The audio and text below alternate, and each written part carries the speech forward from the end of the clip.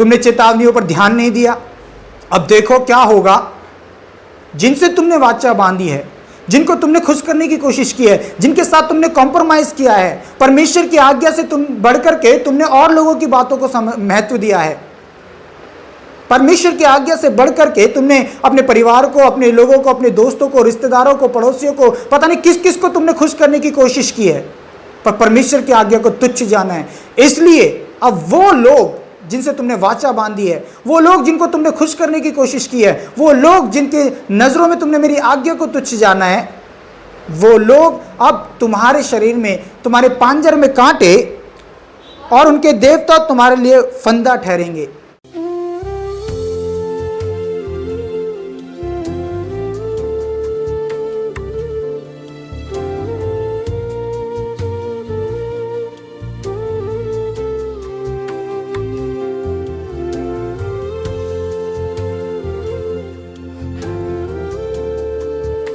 आप सभी को जय मसीह की। मैं प्रभु यीशु मसीह का धन्यवाद करता हूं कि प्रभु ने हमें एक और सुंदर दिन दिया और अब तक परमेश्वर ने हम पे अपनी करुणा बनाए रखी, हमें अब तक संभाल के रखा। हम प्रभु का धन्यवाद करते हैं और आज एक और संदेश के साथ प्रभु हमें इकट्ठा करता है और प्रभु चाहता है कि आज हम फिर परमेश्वर के वचन से कुछ बातों को सीखें और ताकि हम परमेश्वर में गंभीर हो सके और प्रभु में और थोड़ा आगे बढ़ सके। इससे पहले कि हम वचन में जाएँ, एक छोटी सी प्रार्थना करते हैं। अति पवित्र, महान, सामर्थी, जयवंत, अनुग्रहकारी प्रभु, हम आपका धन्यवाद करते हैं इस समय के लिए जो आपने दिया। प्रभु जी, इस सुंदर समय को जब आपने दिया है, हम प्रार्थना करते हैं इसका हम लाभ उठाने पाएँ। इस संदेश को प्रभु सुनने के द्वारा हर एक के जीवन में आशीष आने पाए। प्रभु जी आज का संदेश हम में से हर एक के लिए लाभदायक होने पाए प्रभु, और इस संदेश के द्वारा प्रभु जी हर एक के जीवन में थोड़ा निखार आने पाए, सुधार आने पाए। मदद कर, दया कर। आगे के समय को आपके हाथों में सौंपते इस प्रार्थना विनती को जयवंत यीशु के नाम में मांगते हैं, आमीन। तो एक बार फिर से मैं प्रभु का धन्यवाद करता हूँ कि प्रभु ने हमें ये सुंदर समय दिया। और आज जो संदेश प्रभु हमें देता है, इस संदेश का जो मुख्य विषय है वो यही है कि चेतावनियाँ परमेश्वर हमें क्यों देता है, चेतावनियाँ क्यों बाइबल में मेंशन है, क्यों चेतावनियाँ बार बार हमें दी जाती हैं। चेतावनियाँ हमारे जीवन का एक हिस्सा हैं और अगर हम चेतावनियों को गंभीरता से लेते हैं तो ये चेतावनियाँ हमारा जीवन बन जाती हैं। ये चेतावनियाँ हमारे लिए बहुत लाभदायक होती हैं और परमेश्वर चाहता है कि हम इन जो आशीष हैं, इन आशीषों को हम निरंतर पाते रहें। तो बाइबल की पहली किताब से लेकर और पहले व्यक्ति से लेकर और आज तक परमेश्वर चेतावनियों को एक महत्व देता है और चेतावनियाँ दिन पर दिन जो है हमारे जीवन में कुछ ना कुछ भला करते हैं अगर हम उनको गंभीरता से लेते हैं। तो सबसे पहले हम देखते हैं बाइबल में, अगर हम उत्पत्ति और उसका 3रा अध्याय निकालेंगे तो हम उसमें पढ़ सकते हैं कि परमेश्वर आदम और हव्वा को चेतावनी देता है और उनसे कुछ बातें कहता है। अगर उससे पहले उत्पत्ति 2रा अध्याय और उसके 15वें वचन को पढ़ें, 15, 16 और 17। उत्पत्ति 2रा अध्याय 15 से 17 तक प्लीज पढ़ें। परमेश्वर ने आदम को लेकर अदन की वाटिका में रख दिया, हाँ, कि वह उनमें काम करे और उसकी रक्षा करे। और यहोवा परमेश्वर ने आदम को यह आज्ञा दी, तू वाटिका के सब वृक्षों का फल बिना खटके खा सकता है, पर भले या बुरे के ज्ञान का जो वृक्ष है उसका फल तू कभी ना खाना, क्योंकि जिस दिन तू उसका फल खाएगा उसी दिन अवश्य मर जाएगा। क्योंकि जिस दिन तू उसका फल खाएगा उसी दिन तू अवश्य मर जाएगा। सही वचन क्या कह रहा है?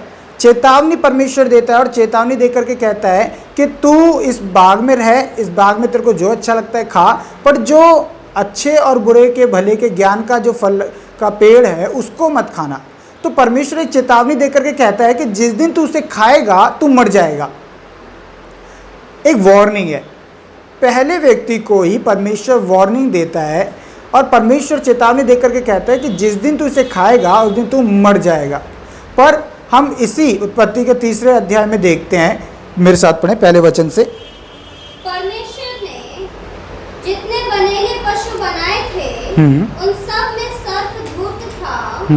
उसने स्त्री से कहा, हाँ, क्या सच है कि परमेश्वर ने कहा तुम इस वाटिका के किसी वृक्ष का फल ना खाना? स्त्री इस वाटिका के वृक्षों के फल हम खा सकते हैं, पर जो वृक्ष वाटिका के बीच में है उसके फल के विषय में परमेश्वर ने ये कहा है कि ना तो तुम उसको खाना और ना उसको छूना, नहीं तो मर जाओगे। पर जो वृक्ष वाटिका के बीच में है उसके फल के विषय में परमेश्वर ने कहा है कि ना तो तुम उसको खाना ना उसको छूना, नहीं तो तुम मर जाओगे। परमेश्वर के आज्ञा को अच्छी तरह से सीख लिया, समझ लिया और जानते हैं कि अगर हम ऐसा करेंगे तो हम मर जाएंगे। पर फिर भी शैतान बड़ी चालाकी से आता है और चालाकी से आकर के शैतान सांप के अंदर होकर के आता है और उसको आज्ञा तोड़वाने के लिए मजबूर कर देता है। शैतान का एक ही काम है, आपको मुझको परमेश्वर से दूर करना। उसका एक ही काम है कि हम कैसे भी करके परमेश्वर के खिलाफ में काम करने वाले बन जाएं। पर परमेश्वर अगर हमें चेतावनी दे रहा है तो इसीलिए दे रहा है ताकि हम बचे रहें।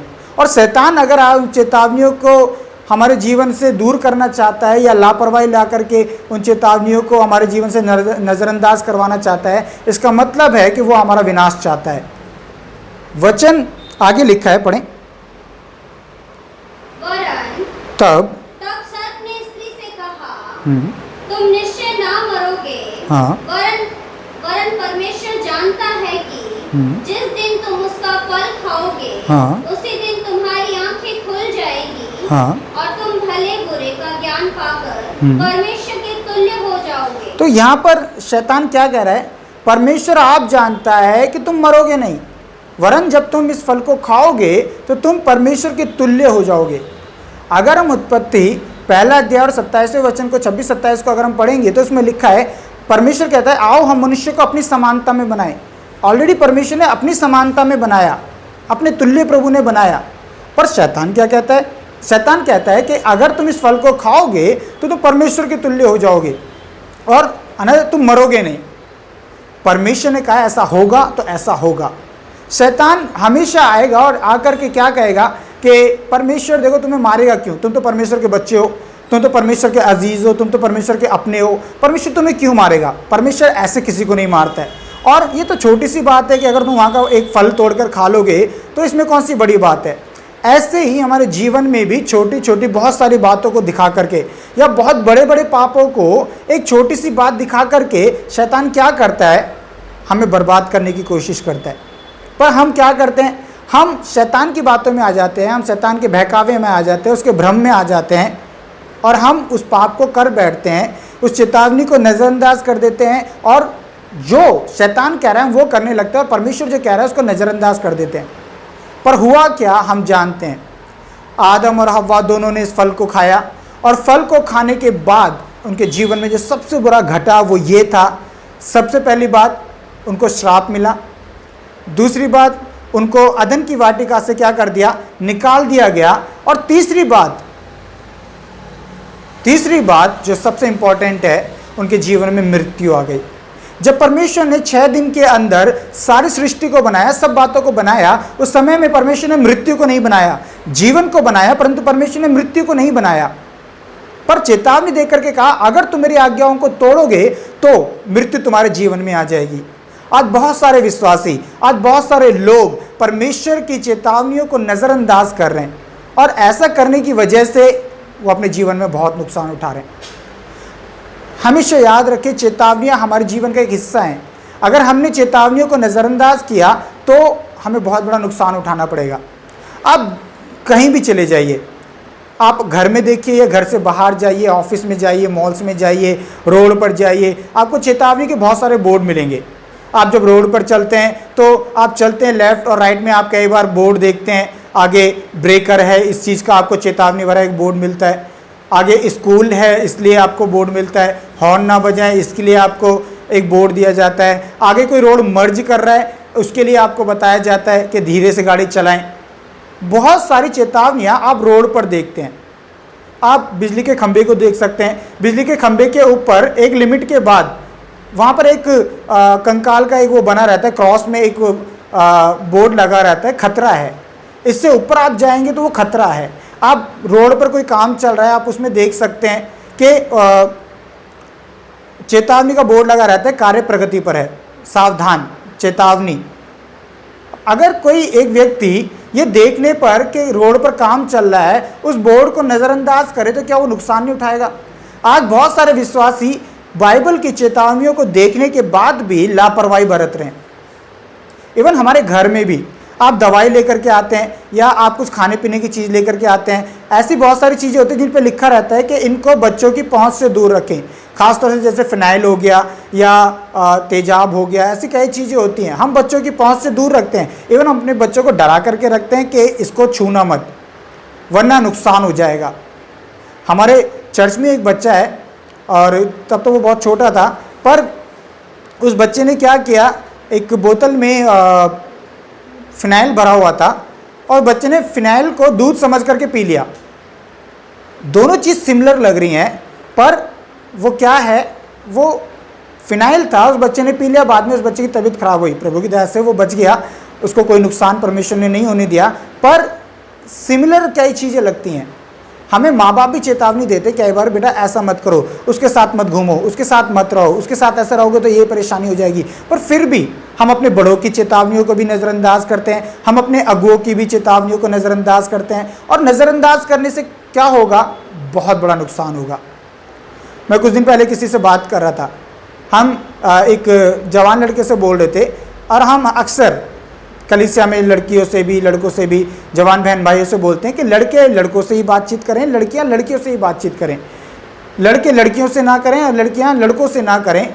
क्योंकि शुरू में हम बातचीत करते हैं तो हमें सब बहन भाई की तरह ही लगते हैं, पर कई बार जब बातचीत करते करते करते करते ऐसा एक मुकाम आता है कि वो भाई और बहन के रिश्ते को भूल करके वो फ्रेंडशिप के रिश्ते में आ जाते हैं, और फ्रेंडशिप के रिश्ते में आने के बाद वो कुछ और रिश्तों में कन्वर्ट हो जाते हैं। जब मैं एक भाई को इस तरह से बोल रहा था कि चर्च की लड़कियों से बातचीत नहीं करना है, तो वो उसने मेरे को छूटते बोला, अरे भैया मेरे साथ कुछ नहीं होगा, मेरे साथ कुछ नहीं होगा। कोई भी व्यक्ति स्पेशल नहीं है। अगर दाऊद, सुलेमान, अगर ऐसे लोग अगर बड़ा नुकसान उठा सकते हैं, चेतावनियों पर ध्यान न दे करके लापरवाही करने की वजह से अगर नुकसान उठा सकते हैं, आप और मैं भी नहीं बच सकते। कोई भी ये मत बोलिए कि मेरे साथ नहीं हो सकता, सबके साथ हो सकता है और किसी के भी साथ हो सकता है, चाहे वो बहन हो या वो भाई हो, इवन कोई पास्टर हो, बहुत आत्मिक हो, उसके साथ भी हो सकता है। मैंने एक प्रभु के दास के बारे में सुना और एक वीडियो में देख रहा था। उस वीडियो में पास्टर इस तरह से बता रहे थे किसी और पास्टर के बारे में कि उनकी सेवा में बहुत बड़े बड़े काम हो रहे थे, बीमार चंगे हो रहे थे, लंगड़े चल रहे थे और चिन्ह और चमत्कारों की भरमार हो रही थी। बहुत लोग उनकी मीटिंग में आ रहे थे, बहुत सारे लोग प्रभु यीशु मसीह को ग्रहण कर रहे थे। पर बाद में मालूम पड़ा कि वो पास्टर व्यभिचार में पड़े हुए हैं। जीवन से महिमा मिलना, परमेश्वर की महिमा होना कोई बड़ी बात नहीं है। परमेश्वर किसी को भी इस्तेमाल कर सकता है। बिलाम के गधी को भी अगर परमेश्वर ने इस्तेमाल किया अपनी महिमा के लिए, तो परमेश्वर किसी को भी इस्तेमाल कर सकता है। पर अगर कोई गुप्त में पाप में पड़ा हुआ है, परमेश्वर सबको चेतावनी देता है, इसलिए सतर्क रहें। ये मत सोचिए कि मेरे साथ नहीं होगा, कभी मत बोलिए कि मेरे साथ नहीं हो सकता। बाइबल में हम और कई घटनाओं को पढ़ने जा रहे हैं और उन घटनाओं में जब हम पढ़ेंगे तो हमें मालूम पड़ेगा कि सच में चेतावनियों पर ध्यान देना कितना ज़रूरी है। अगर हम एक और घटना को बाइबल में पढ़ें, अभी हमने देखा आदम और हव्वा के जीवन से। आदम और हव्वा ने उस चेतावनी को हल्के से लिया। बेशक शैतान उनके जीवन में आया, पर वो चाहते उसको डांट करके दूर कर सकते थे। आप भी जब कभी भी परमेश्वर की आज्ञा के विरोध में कुछ करने के लिए शैतान उकसाता है, कभी उसकी बात में मत आइए। बाइबल में चेतावनियों की भरमार है, और बोले तो हर जो आज्ञा है वो हर एक आज्ञा चेतावनी है। अगर हम निर्गमन पढ़ेंगे, निर्गमन में 10 बड़ी आज्ञाएं हैं और 10 आज्ञाओं का मतलब क्या है, 10 बड़ी चेतावनियां हैं। पर हम चेतावनियों को नज़रअंदाज कर रहे हैं और नज़रअंदाज करने की वजह से आज बहुत बड़ा नुकसान भी उठाएंगे। पर प्रियो, परमेश्वर नहीं चाहता कि आप और मैं किसी भी प्रकार से कोई नुकसान उठाएं। चेतावनी पर ध्यान दें। आज चेतावनी पर ध्यान देंगे, ये चेतावनी आपके लिए आशीष बन जाएगी। अगर आपने चेतावनी के विषय में लापरवाही बरती, ये आपका विनाश बन जाएगा। अब ये आपके हाथ में है, आपको विनाश चाहिए या आशीष चाहिए। मेरे साथ निकालें न्यायों की पुस्तक और उसका 2 अध्याय अगर हम न्यायियों की पुस्तक और उसका दूसरा अध्याय पढ़ेंगे तो वहाँ पर एक ऐसी घटना लिखी हुई है, चेतावनी लिखी हुई थी, और उसको जब नज़रअंदाज किया तो क्या हुआ। दूसरा अध्याय और उसके पहले वचन से पढ़े, पहले से तीसरे तक। यहोवा का दूत गिलगाल से बोकीम को जाकर कहने लगा, मैंने तुमको मिस्र में से ले आकर इस देश में पहुंचाया, जिसके विषय में मैंने तुम्हारे पुरखाओं से शपथ खाई थी, और इस देश में जिसके विषय में मैंने तुम्हारे पुरखाओं से शपथ खाई थी पहुंचा दिया। और मैंने कहा था जो वाचा मैंने तुमसे बांधी है उसे मैं कभी ना तोड़ूंगा। इसलिए देखिए चेतावनी क्या है, इसलिए तुम इस देश के निवासियों से वाचा ना बांधना, इस देश के निवासियों से वाचा ना बांधना, तुम उनकी वेदियों को ढा देना, परंतु तुमने मेरी बात नहीं मानी। तुमने ऐसा क्यों किया है? परमेश्वर चेतावनी देकर के कह रहा है कि जिस देश में तुम्हें मैं लेकर के जा रहा हूं उस देश के लोगों के साथ वाचा मत बांधना, उस देश के लोगों के जैसे काम मत करना। मैंने तुम्हें चेतावनी दी थी, तुमने मेरी बात क्यों नहीं मानी, तुमने ऐसा क्यों किया? आज आपसे परमेश्वर कह रहा है, कई बातों के विषय में परमेश्वर चेतावनी देकर के कहना चाहता है। उन सभी से जो झूठ बोलते हैं, जो व्यभिचार करते हैं, जो छुपकर गलत काम करते हैं, जो लोगों को धोखा दे रहे हैं, जो लोगों के विरोध में गलत काम कर रहे हैं, जो नफरत रखते हैं, जलन, ईर्ष्या, कड़वाहट अपने मन में रखते हैं, और बहुत सारी बातें बाइबल हमें चेतावनी के रूप में बताती है। अगर आप उन कामों को फिर भी कर रहे हैं तो प्रभु आज आप ही से कह रहा है, तुमने ऐसा क्यों किया और तुमने मेरी बात क्यों नहीं मानी? प्रभु साफ तौर से आज आपसे मुझसे कहता है, तुमने मेरी बात क्यों नहीं मानी? हम कब तक इस प्रकार से रहें कि हम परमेश्वर की बात ना माने? प्रभु दुखी होकर के कहता है, मैंने तुमसे कहा था उनसे वाचा मत बांधना, उनकी वेदियों को ढा देना, पर तुमने मेरी बात नहीं मानी। तुमने ऐसा क्यों किया? क्या परमेश्वर ने हमें चेतावनी नहीं दी कि मूर्ति पूजा मत करना? क्या प्रभु ने हमें चेतावनी नहीं दी कि व्यभिचार मत करना? क्या प्रभु ने हमें चेतावनी देकर के, वचन देकर के नहीं कहा कि तुम 7वें दिन आराधना के दिन में तुम प्रभु के पास आना? आज बहुत सारे लोग संडे के दिन को, आराधना के दिन को तुच्छ जानते हैं। आज बहुत सारे लोग अपने माँ बाप की इज्जत नहीं कर रहे हैं, अपने माँ बाप का आदर नहीं कर रहे हैं, अपने माँ बाप को उल्टा सीधा बोलना, उनके खिलाफ में काम करना, उनको बुरी नज़रों से देखना या उनकी संपत्ति पर नज़र लगाए रखना। अब बहुत सारे लोग चेतावनियों को, आज्ञाओं को तुच्छ समझ रहे हैं। पर परमेश्वर क्या कहना चाहता है? परमेश्वर कहना चाहता है, ऐसा मत करो, पर तुमने मेरी बात नहीं मानी, तुमने ऐसा क्यों किया? बात यहीं तक खत्म नहीं हो जाती, आगे वचन कहता है, पढ़ें। इसलिए मैं कहता हूँ, मैं उन लोगों को तुम्हारे सामने से ना निकालूंगा, और वे तुम्हारे पांजर में कांटे, और उनके देवता तुम्हारे लिए फंदा ठहरेंगे। उनके देवता तुम्हारे लिए फंदा ठहरेंगे। तुमने मेरी बात नहीं मानी, तुमने चेतावनियों पर ध्यान नहीं दिया। अब देखो क्या होगा। जिनसे तुमने वाचा बांधी है, जिनको तुमने खुश करने की कोशिश की है, जिनके साथ तुमने कॉम्प्रोमाइज किया है, परमेश्वर की आज्ञा से तुम बढ़कर के तुमने और लोगों की बातों को महत्व दिया है, परमेश्वर की आज्ञा से बढ़कर के तुमने अपने परिवार को, अपने लोगों को, अपने दोस्तों को, रिश्तेदारों को, पड़ोसियों को, पता नहीं किस किस को तुमने खुश करने की कोशिश की है, पर परमेश्वर की आज्ञा को तुच्छ जाना है।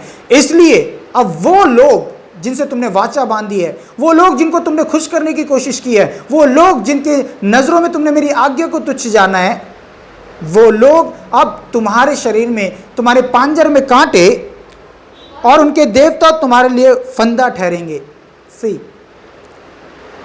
ये बहुत एक बड़ी विपत्ति है। और अगले वचन में लिखा है, पढ़ें। जब यहोवा के दूत ने हाँ, सारे इस्राएलियों से ये बातें कही, जब यहोवा के दूत ने सारे इस्राएलियों से ये बातें कही, तब वे लोग चिल्ला चिल्ला कर रोने लगे। तब वे लोग चिल्ला चिल्ला कर रोने लगे। अब रोने से क्या फायदा?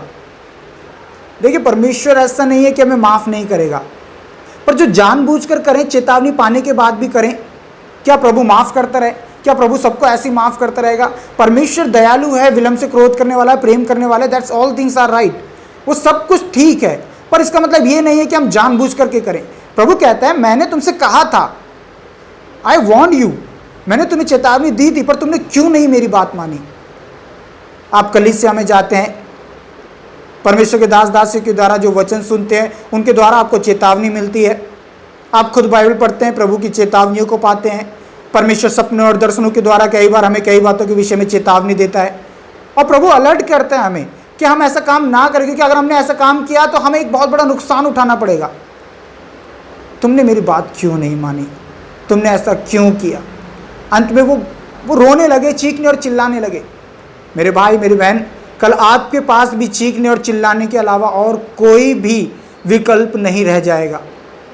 इसलिए आज चेतावनी को गंभीरता से लें। आप कितने भी बड़े व्यक्ति क्यों ना हो, आप कितने भी आत्मिक व्यक्ति क्यों ना हो, आप कितने भी गंभीर व्यक्ति क्यों ना हो, तो भी अगर चेतावनियां आपके जीवन में मिलती हैं, उन चेतावनियों को आप गंभीरता से लीजिए, वरना कल रोने पीटने के अलावा और कोई भी आपके पास रास्ता नहीं रह जाएगा। सतर्क रहें। हम बाइबल में एक व्यक्ति को देखते हैं, एक व्यक्ति जो बहुत पैसे वाला था, वो अपने नौकरों को तोड़े दे करके गया कि एक को 5 दिए, एक को 2 दिए और एक को 1 दिया। और जब इनको तोड़े देता है तो बाइबल बताते कि जिसको 5 मिले थे उसने उसके 10 कर दिए, और जिसको 2 मिले थे उसने उसके 4 कर दिए, और जिसको 1 मिला था वो गया और उसने अपना रुपया भूमि में गाड़ दिया। और भूमि में गाड़ने के बाद जब उसका स्वामी बहुत दिनों बाद आया तो जिसने 5 किए थे उसने 10 करके दे दिए, जिसने 2 पाए थे उसने 4 करके दे दिए। और उन दोनों से वो प्रभु का, और वो स्वामी कहता है, हे मेरे सच्चे और विश्वास योग्य दास, तू थोड़े में विश्वास योग्य रहा, मैं तुझे बहुत पर अधिकारी बनाऊंगा। पर जब उसका नंबर आता है, जिसको 1 तोड़ा मिला था, वो आता है और वो उस रुपये को ला करके कहता है, हे स्वामी देख, जो 1 तोड़ा तूने मुझे दिया था वो ये रहा। मैं जानता था कि तू एक कठोर मनुष्य है, जहाँ तू नहीं बोता वहाँ से उखाड़ता है, और जहाँ तू नहीं बिखेरता वहाँ से बटोरता है। इसलिए मैं डर गया और मैंने तेरा रुपया ले करके भूमि में गाड़ दिया। और उसके स्वामी ने कहा, हे दुष्ट और आलसी दास, जब तू ये अच्छी तरह से जानता था कि मैं ऐसा मनुष्य हूँ जहाँ पर नहीं बोता वहाँ से उखाड़ता हूँ, और जहाँ पर नहीं बिखेरता वहाँ से बटोरता हूँ, तो तुझे चाहिए था कि मेरा पैसा लेकर के तू सर्राफों को दे देता और मैं उससे आकर के ब्याज ले लेता। उसका स्वामी कहता है, इसको पकड़ो, इसको पकड़ करके इसको कैद खाने में डाल दो, वहाँ पर सिर्फ रोना पीटना और दांत पीसना है। आज हम में से बहुत सारे लोग ये जान करके कि प्रभु हमारा न्याय करेगा, जैसे ये व्यक्ति एक नियुक्त समय पर आया और हिसाब किताब मांगने लगा, at the same time the god will come, Jesus will come, प्रभु आएगा and he will take account. वो हमसे मांगेगा हिसाब किताब। हम क्या बोलेंगे? प्रभु मुझे नहीं पता था, या ये कहेंगे प्रभु हमें पता तो था पर हम क्या करते, हमसे कुछ हो नहीं पाया। आज सेवा के विषय में परमेश्वर हमें चेतावनी देता है। हम किस प्रकार की सेवाएं कर रहे हैं, कितनी गंभीरता से हम सेवा कर रहे हैं, हम अपने आत्मिक जीवन को कितनी गंभीरता से जी रहे हैं, इन सारी बातों के विषय में प्रभु चेतावनी और चेतावनी देता हुआ हमें आ रहा है। पर हम कितना इनको गंभीरता से ले रहे हैं? आज इस बात को गंभीरता से लें। अगर हम गंभीरता से लेंगे, परमेश्वर का आत्मा में बहुत आशीष देगा। आप बाइबल में किसी को भी देख लीजिए, जब उन्होंने परमेश्वर की चेतावनियों को नज़रअंदाज किया या लापरवाही बरती, उन्होंने बहुत बड़ा नुकसान उठाया। पर परमेश्वर नहीं चाहता कि आप और मैं नुकसान उठाएं। किसी भी रीति से परमेश्वर नहीं चाहता कि हम नुकसान उठाएं। मैं बहुत सारे आपको एग्जाम्पल्स दे सकता हूँ। अगर हम बीते दिनों में हमने सुलेमान के बारे में पढ़ा, मेरे साथ निकालें पहला राजा और उसका 11वां अध्याय। बीते दिनों में हमने इसके विषय में पढ़ा था। एक और चीज़ को मैं आपको बताना चाहता हूँ कि इससे पहले जब हमने एक वीडियो को शेयर किया था, प्रेम संबंध रखना सही या गलत, तो बहुत सारे लोग इसके फेवर में नहीं हैं। उनको लगता है हम ऐसा कर सकते हैं, उनको लगता है प्रेम संबंध रखने में कोई बुराई नहीं है। इवन जब वो वीडियो पोस्ट किया गया, वो मैसेज जब पोस्ट किया गया, तो कई लोग मुझसे लड़ने लगे और बोलने लगे आप गलत डॉक्ट्रिन दे रहे हैं, ये गलत शिक्षा है। वो ऐसा इसलिए बोले क्योंकि उन्होंने लव मैरिज की थी। पर जब कोई व्यक्ति लव का नाम लेता है और बोलता है कि मेरा अफेयर चल रहा है, मेरी कोई गर्लफ्रेंड है, मेरा कोई बॉयफ्रेंड है, वो व्यभिचारिक बातों से ज़्यादा और क्या करते होंगे? वो और बातें करते होंगे, पर मैं दावे के साथ कह सकता हूँ कि ज़्यादा से ज़्यादा जब भी वो फ़ोन पे बात करते होंगे या मिलते होंगे, वो ज़्यादातर व्यभिचारिक बातें करते होंगे, वो ज़्यादातर ऐसी बातें करते होंगे जो कामुक बातें हैं, सेक्सुअल बातें हैं। पर परमेश्वर नहीं चाहते कि हम इस प्रकार से अपने जीवन को बिताएं। अगर आप मेरे से एक भाई ने पूछा कि फिर प्यार क्या है, अगर लड़की लड़के आपस में प्यार नहीं कर सकते तो फिर प्यार क्या है, मैंने उसको बोला पहला कुरिन्थियों 13वां अध्याय पहले से लेकर 13वां तक इस पूरे अध्याय को पढ़ो, और ये अगर बातें तुम्हें अगर उन आज के प्रेम करने वालों के बीच में मिलती हैं तो वो सच्चा प्यार है, अगर नहीं मिलती है तो वो बेकार है। बात को घुमा देते हैं लोग, वो अपने आप को सही ठहराना चाहते हैं और ये कहना चाहते हैं कि तुम गलत प्रचार कर रहे हो, तुम गलत शिक्षा दे रहे हो। प्यार करने में कोई गलत बात नहीं है। जिस प्यार की आप बात कर रहे हैं उसको आप मेट्रो स्टेशन में देखिए कितनी गंदगी फैला रखी है, आप उसको मॉल में जाकर के देखिए, पार्क्स में जाकर के देखिए, पार्क्स में जाकर के जब आप देखेंगे तो गंदगी की गंदगी फैल रही है। पड़ोस में रहना दुश्वार हो गया जवान बच्चों का, रिश्तेदार अपने रिश्ते खराब कर रहे हैं इस प्यार मोहब्बत में पढ़ करके। बहुत सारे लोग अपने जीवन को बर्बाद कर रहे हैं। 8-8, 10-10 साल के बच्चे अपने जीवन को बर्बाद कर, और आप इसको कहते हैं ये प्यार है। मैं आपको इस संदेश के द्वारा चेतावनी देना चाहता हूं, अगर आप अभी भी नहीं सुधरे और इन बातों को ये सोचते हैं परमेश्वर की ओर से तुमसे बड़ा बेवकूफ़ कोई नहीं है, और अगर उसके बाद भी नहीं सुधरे, मैं आपको ये भी चेतावनी देता हूं, आपका बहुत बड़ा नुकसान होगा। एक व्यक्ति के बारे में बता करके हम प्रार्थना करने जा रहे हैं, सुलेमान, दुनिया का सबसे बुद्धिमान व्यक्ति, जिसके न्याय करने का तरीका एकदम यूनिक था, सबसे अलग था। वो व्यक्ति चेतावनियों को ध्यान ना देने की वजह से मारा गया, उसका पतन हो गया। मेरे साथ निकाले 11वां अध्याय पहले वचन से पढ़ें। पहला राजा 11वां अध्याय पहला वचन। परंतु राजा सुलेमान फिरौन की बेटी और बहुत सी विजातीय स्त्रियों से जो मोआबी, अम्मोनी, एदोमी, सिदोनी और हित्ती थी प्रीति करने लगा। परंतु राजा सुलेमान फिरौन की बेटी और बहुत सी विजातीय स्त्रियों से जो मोआबी, अमोनी, एदोमी, सिदोनी और हित्ती थी प्रीति करने लगा। वे उन सब जातियों की थी जिनके विषय में यहोवा ने इजराइलियों से सिर्फ एक सुलेमान से नहीं कहा, पूरे इजराइल से कहा था, तुम उनके मध्य में ना जाना, और ना वो तुम्हारे मध्य में आने पाए। वे तुम्हारा मन अपने देवताओं की ओर निसंदेह फेर लेंगी। वे तुम्हारा मन निसंदेह अपने देवताओं की ओर फेर लेंगी। उन्हीं की प्रीति में सुलेमान लिप्त हो गया। उसके 700 रानियां और 300 रखेलियां थीं। और उसकी इन स्त्रियों ने उसका मन बहका दिया। अतः जब सुलेमान बूढ़ा हुआ, हाँ, तब उसकी स्त्रियों ने हाँ, उसका मन पराये देवताओं की ओर बहका दिया। उसकी स्त्रियों ने उसका मन पराये देवताओं की ओर लगा दिया।